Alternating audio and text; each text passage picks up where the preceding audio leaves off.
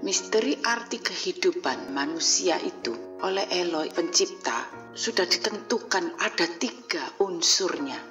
Dan di dalam ketiga hal ini jangan sekali-sekali menyentuh kalau belum terjadi manunggalnya, yaitu pertama, unsur di dalam tabiat individual manusia itu ada kejahatan, ada kebaikan, dan ada kebenaran. Ini menjadi misteri bagi manusia. Untuk memperjuangkan tentang arti kehidupan di dalam 3 unsur ini harus selalu dijadikan timbangannya, ukurannya. Karena di dalam pandangan manusia itu yang dilihat itu dari perbuatannya. Tidak bisa menembus gerakan jiwa dan roh manusia. Ketika manusia diklaim sebagai orang jahat, di dalam kejahatannya itu kepada manusia ataukah kepada Elohnya, maka ini di dalam jiwanya hanya Eloi yang bisa mengujinya. Misalnya orang menilai sebagai seorang mafia, dia itu jahat. Tapi bagi anak buahnya, kepala mafia, dia itu baik, bahkan rela menyerahkan nyawanya untuk anak buahnya. Tapi bagi masyarakat, dia itu penjahat. Begitu pula dengan perbuatannya sehari-harinya baik, bahkan saleh. Tapi baik kepada manusia. Namun justru bisa jahat kepada Elohnya. Tabiatnya atau rohnya itu jahat melawan pengajaran kebenaran Elohnya.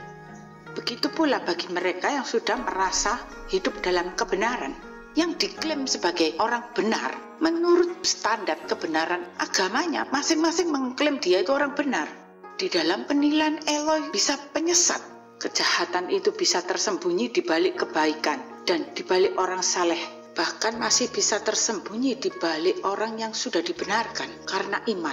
Namun sampai kebenaran yang terang sesungguhnya itu datang, maka akan diuji dan dibongkar. Jadi saudara, tidak cukup jikalau hanya menilai melalui ayat-ayat dan pasal di dalam Alkitab, maka tidak hidup hanya sebagai teori konspirasi Alkitabiah. Untuk menilai yang baik, yang jahat maupun yang benar tidak hanya bisa dilihat dari perbuatannya. Karena yang menilai itu harus diperlengkapi selain melihat perbuatannya dan juga sesuai dengan firman-Nya, terlebih lagi dengan mempunyai mata rohnya. Dan mata roh itu adalah orang yang sudah terjadi manunggal dan selaras dengan arti hidup di dalam rohnya. Sehingga perjuangan untuk berperkara baik dan jahat dan benar sebelum terjadi manunggalnya di dalam hidup oleh rohnya bisa terpedaya melalui pemahaman teori konspirasinya. Itu hak Eloi untuk menentukan hal ini. Semua itu kelak akan diuji. Apakah Anda ingat bahwa buah pohon baik dan jahat itu pun dibuang? Sebab seperti yang sudah terjadi di dalam awal manusia dicipta itu, bukankah pohon pengetahuan itu ada sisi baiknya, bukan hanya sisi jahatnya? Mengapa yang baik itu tidak disayangkan? Oleh sebab itu, perbuatan yang baik dan dibenarkan itu pun sebelum masuk kembali ke dalam hal surga kekudusannya itu harus diuji dengan melalui percobaan. Oleh karena yang baik dan yang jahat itu sebelum diujinya maka tidak bisa menyentuh kebenaran. Pohon kebenaran itu dijaga. Kita telusuri contoh di dalam kisah perjanjian lama, yaitu Yosua 2 ayat 12-19. Di situ pelacur Rahab itu menolong nyawa umatnya, maka hutang nyawa itu dibayar dengan nyawa sesuai dengan perjanjian Taurat umatnya. Maka perjanjian itu pun diterima oleh Rahab, bahkan menerima perjanjian keselamatan untuk seluruh keturunannya. Untuk Rahab sendiri saja tidak mendapat upah surga, terlebih lagi itu borongan bahkan diberikan bagi anak keturunan dan keluarganya. Sebab itu harus dibedah, dipahami makna dari isi perjanjiannya. Maka balasannya tidak bagian surga. Diberi perjanjian itu ada persyaratannya, karena persyaratan itu tidak boleh dilanggar, namun masih harus menantikan. Di dalam perjanjian lama, semua yang baik, yang jahat, dan yang dibenarkan itu pun harus masih menanti. Sebab sebagai manusia yang diciptakan itu mempunyai akal budi, mempunyai hati nurani, mempunyai citra kehidupan. Sejak zaman purba, seperti Adam dan Hawa pun sudah mempunyai citra hidupnya. kalau tidak mempunyai tiga hal ini, dasarnya itu hanya seperti binatang. Jiwa dan rohnya itu tidak mempunyai citra, perbuatannya yang untuk kelangsungan hidupnya saja. Nah, itu bagian-bagian orang di dalam kitab Perjanjian Lama yang belum mengenal Yesus. Dan saat titik akhir hidup seseorang itu yang menentukan, masih harus disesuaikan di dalam perjanjian. Bagi orang yang tidak mengenal Kristus dengan hukum tabur tuai, bukan karena imannya yang benar, namun dibenarkan karena perbuatannya. Menerima perjanjian untuk keselamatan, bahkan bagi seluruh keluarganya diberi perjanjian, namun dia masih hidup. Perjanjian itu bisa batal kalau dia mengingkari perjanjian itu, karena perjanjian itu terjadinya hanya karena perbuatannya. Rahab yang dibenarkan itu berbeda dengan perjanjian tanda darah anak domba yang untuk jiwanya.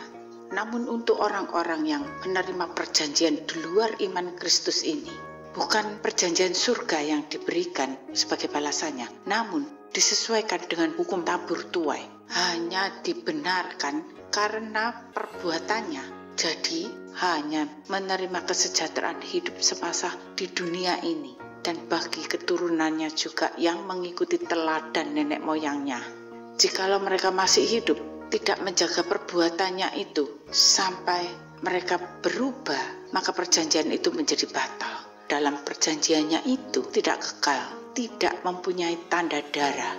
Berbeda dengan seperti yang ada di dalam Lukas 23 ayat 43 sampai 46, dan di dalam Markus 15 ayat 27 sampai 28. Dari seorang penjahat, seorang penyamun, namun menerima anugerah keselamatannya yang bisa masuk sebagai level anak-anak kerajaan, terjadi di dalam proses salib tanda darah. Setelah Yesus menyerahkan nyawanya, Yesus pun berdoa berseru kepada Eloi, Bapa. Saat itu masa akhir hidup Yesus sebagai anak, sehingga bait suci pun tirainya terbelah. Sudah genap janjinya pada saat dia sebagai anak. Sudah selesai ketika bait suci terbelah. Maka penyamun ini menerima anugerah bersama-sama dengan Yesus saat itu. Inilah orang-orang yang termasuk di dalam level anak, seperti orang yang mulanya jahat, namun bertobat dan langsung masuk proses karya salib menerima tanda darah anak domba. Sebagai iman yang benar, iman perbuatannya membawa kurban. Ini level sama seperti ketika Abraham imannya menjadi benar, sesuai kurban. Maka ini adalah iman perbuatan telah masuk ke dalam proses percaya kepada Kristus, karena dengan rela sehingga tanpa disadari telah mengikuti proses sebagai tubuh-tubuh Kristus. Jiwanya ada suara berharap untuk diselamatkan karena telah menyadari dosa-dosanya. Seperti yang terjadi saat orang yang di sebelah Yesus itu dia percaya kemudian mati, maka mempunyai perjanjian tanda darah anak domba yang untuk jiwanya. Itu tidak batal. Sudah terjadi materai perjanjian darah, menerima bagian surga. Inilah bedanya sebagai orang benar karena iman perbuatannya atau hanya dibenarkan karena perbuatannya. Bertobat sehingga menjadi rela mati disalib bersama Kristus. Sehingga meskipun itu adalah penjahat, saudara, dia termasuk telah menerima tanda darah Kristus, yaitu materai darah anak domba. Terlebih lagi ketika sudah disebut oleh Yesus sebagai orang-orang benar. Tidak sama dengan dibenarkan karena perbuatannya yang baik atau iman menjadi benar sesuai kurban. Ini adalah orang-orang benar, berarti yang masih hidup tapi sudah masuk di dalam seluruh kebenarannya. Maka bacalah di dalam Matius 25 ayat 32 sampai ayat 37. Saat itu Yesus memberi suatu perumpamaan. Sebagai orang benar yang hidupnya sudah seperti dirinya, telah dinilai adalah tentang hal spiritnya, hal rohnya di dalam orang benar. Masih hidup yang sudah digambarkan seperti Yesus. Maka ini adalah perumpamaan tentang penghakiman terakhir. Sebelum perumpamaan ini, di atasnya itu berjudul perumpamaan gadis bijak dan gadis bodoh. Kemudian perumpamaan tentang talenta. Semua ini satu deretan perumpamaan. ayat ini, Yesus berkata bahwa pada saat aku lapar, kamu memberi aku makan, haus kamu memberi aku minum, telanjang kamu memberi aku pakaian, sakit kamu melawat aku. Ini bukan perkara yang cuman makan, minum, dan sakit, dan pakaian. Namun ini perkara roh yang diilustrasikan. Orang-orang yang selevel dalam beban yang harusnya ditanggung oleh Yesus. Bukan hanya perkara beban moral dan etika semasa hidupnya, terlebih lagi beban untuk melakukan segala perintahnya pada saat diproses, dilebur di dalam hidupnya. Sebab perumpamaan itu sudah disetarakan seperti yang telah diperbuat untuk dirinya.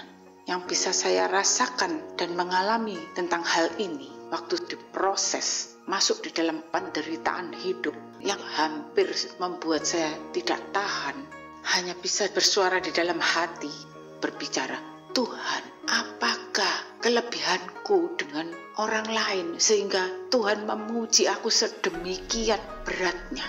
Malamnya saya diberi mimpi, seperti posisi merangkak namun tidak bergerak. Tuhan Yesus duduk di punggung saya. Dia seperti enjoy, sedang berkhotbah. Saking enjoynya Tuhan tidak sadar kalau yang diduduki sebagai kursi itu punggung saya.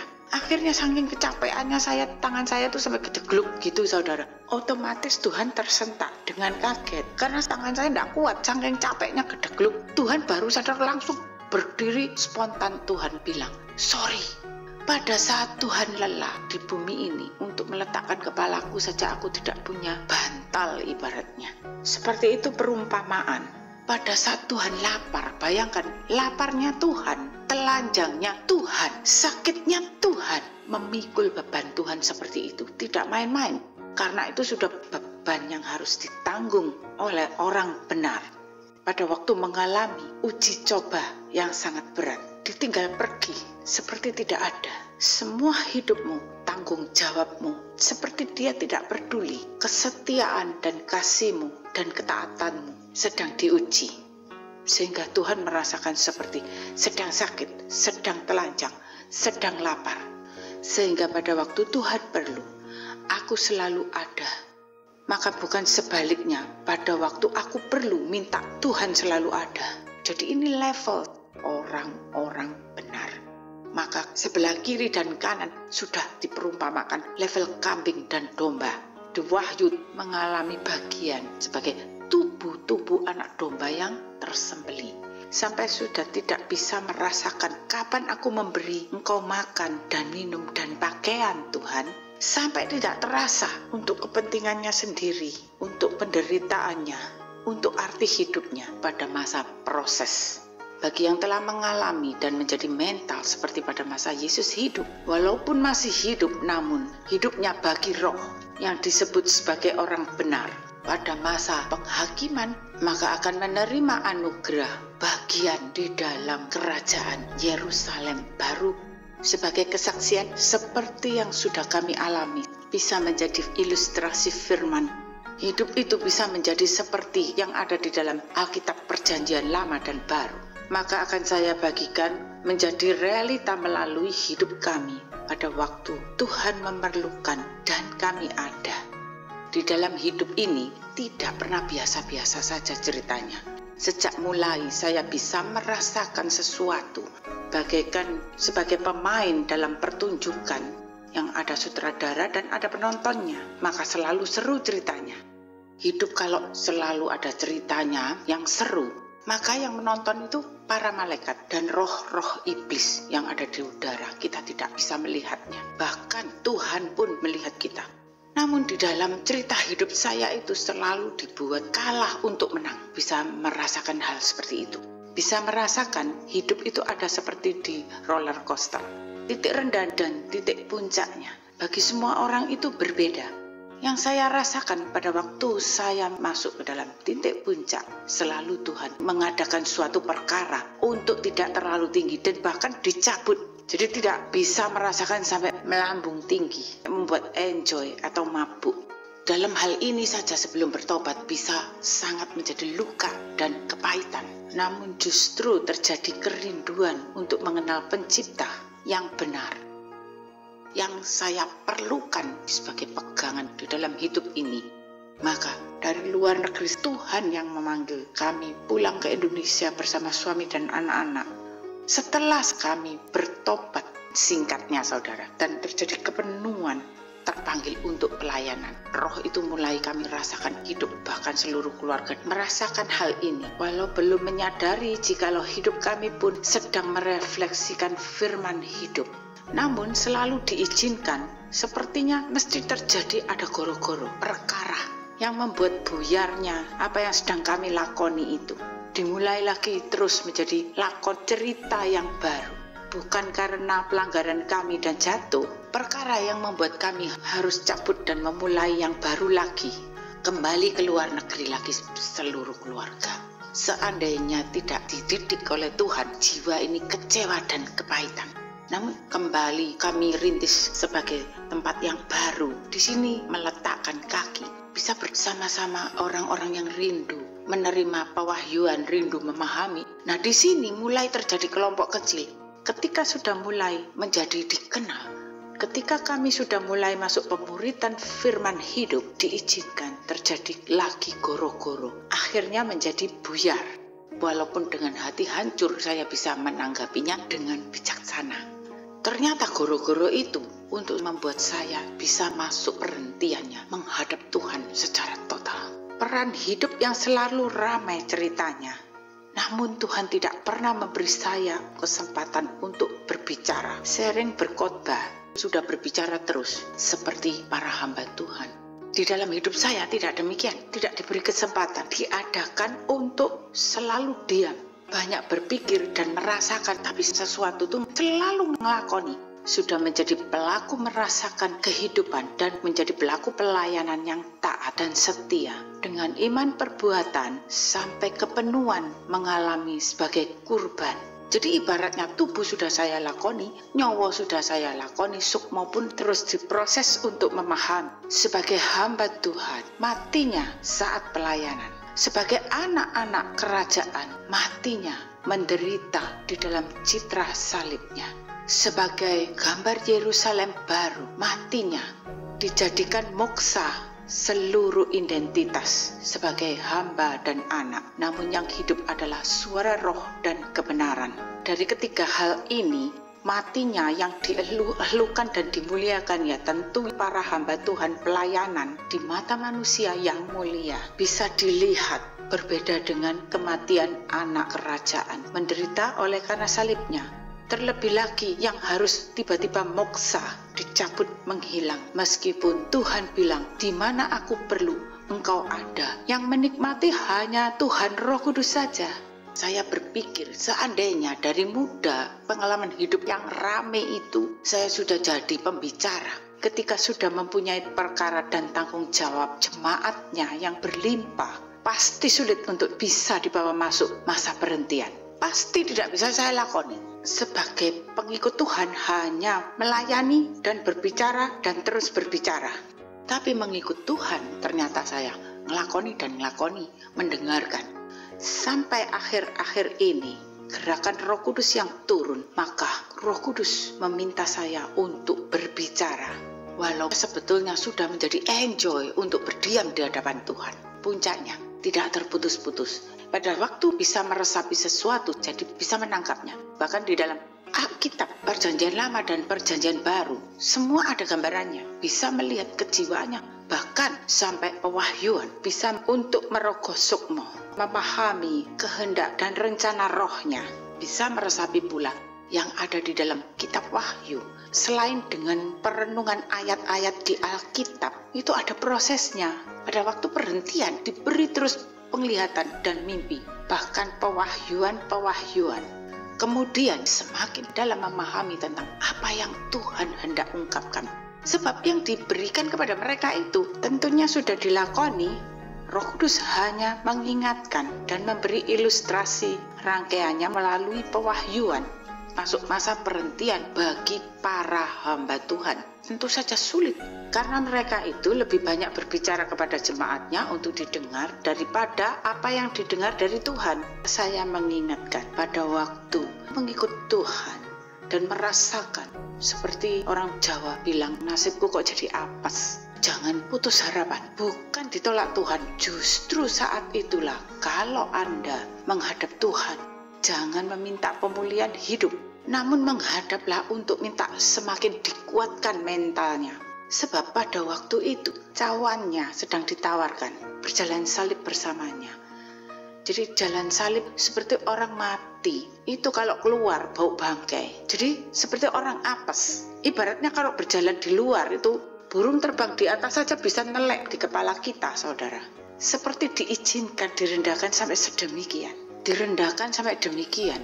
Meskipun direndahkannya sampai sedemikian, akan menjadi semakin kuat karena percaya dalam iman.